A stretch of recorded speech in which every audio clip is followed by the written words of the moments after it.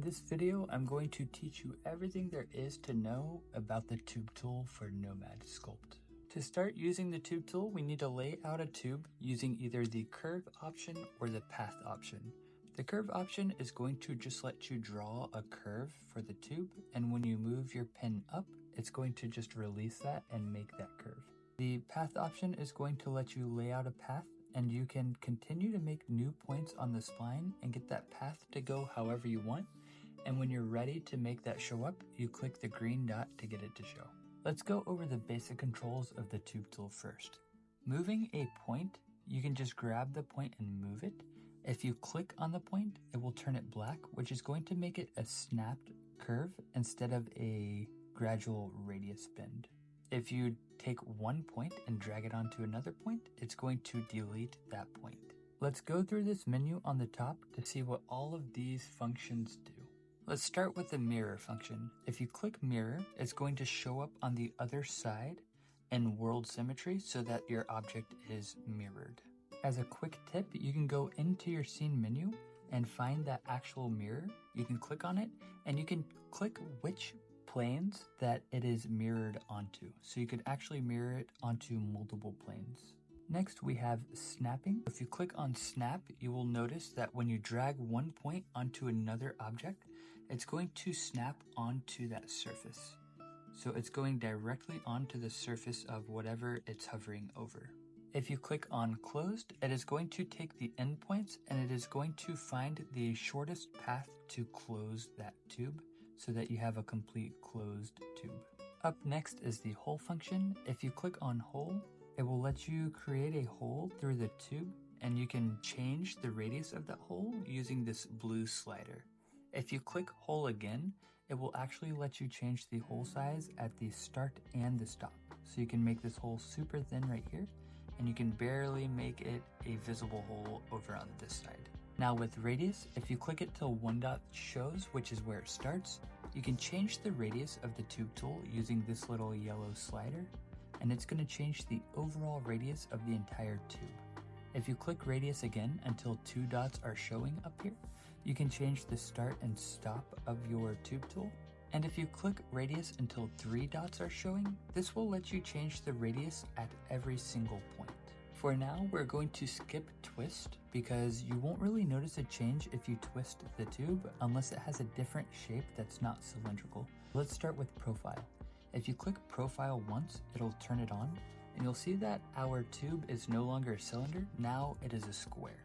If you click on this profile function, you'll see that it's square because our profile is set to a square, but you can grab these points and you can actually actively change the shape of that tube tool. Profile is extremely useful to get all kinds of different shapes, and you can even go into this preset menu and you can save a lot of presets for anything that you find useful. For example, I use this preset right here to make braid. And from here, I can show you what twist does. Now we will turn on twist until one dot shows, and we'll do it one more time, two dots are showing. This will let us change it at the start and stop. So I'm going to twist it. And this is how I might do something like twisted braid for like a rope or hair. Or maybe if I do this profile, this will kind of wrap in on itself so it looks like a little bit of a vortex. And while you have the profile tool function, you can combine all of these at the top. So I can still twist this, I can still change the radius at the start and stop or anywhere in between. So I could make the skinnier hair or thicker here, anything that you want to do.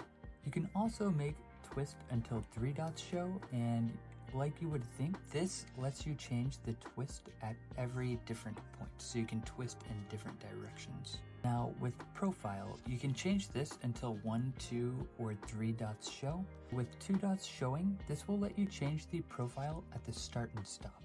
Now when we open the profile menu, you'll see at this point right here, which is the top, you can see it has a small circle around it to show you which one is selected. We have this profile here, and we can go to the end, and let's say we want to change the profile on this one until this rectangle shows. Now you'll see at the start we have our original shape, and then at the end we have a completely different shape. We have this rectangle here. And then if you do that until three dots show, you'll be able to change the profile at every point in between, and you can do any points that you want. When you're laying out tube tools, sometimes it can be pretty hard to make very smooth bends, so if you click B-spline, that is going to average out every single curve so that it's a nice smooth transition in between. This last part is probably my favorite function for tool, so if you click on the 3 dots here, this is going to open the topology menu. And for starters, what we can do is if you look very close, you'll notice that the topology doesn't always look very good. You can click on the 3 dots and you can turn up the division X, and that's going to add some geometry just to make the whole thing look a lot smoother and nicer. The next thing that's important is you can turn on the spiral function, and there's several things you can do here in spiral. So if first you turn up the twist angle, that will change how much it actually twists in a spiral. I'm going to delete a couple points just to make this more obvious what's happening. So if we turn up the twist angle, it's going to spiral.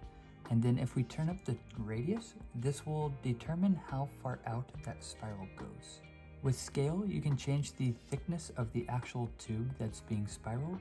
And with the angle offset, you can change where the spiral starts and stops. That's about it for all of the different functions that you can use on the tube tool, but you can combine them with others. So if we go into the scene menu and click add, you can even put these tube tools on something like a curve repeater.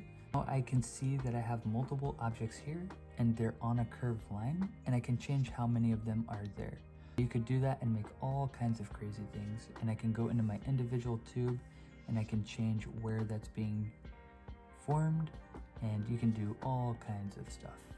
And that's just one of many tools. There's so many ways to repeat shapes. You could do it with an array repeater, a curve repeater, radial, or mirror, and in a future video, we'll go through all the repeaters and I'll better explain all of what you can do with these. I hope this tutorial was helpful for you. If you want more tutorials, check out my Patreon where I have some Patreon exclusive content that you can look at.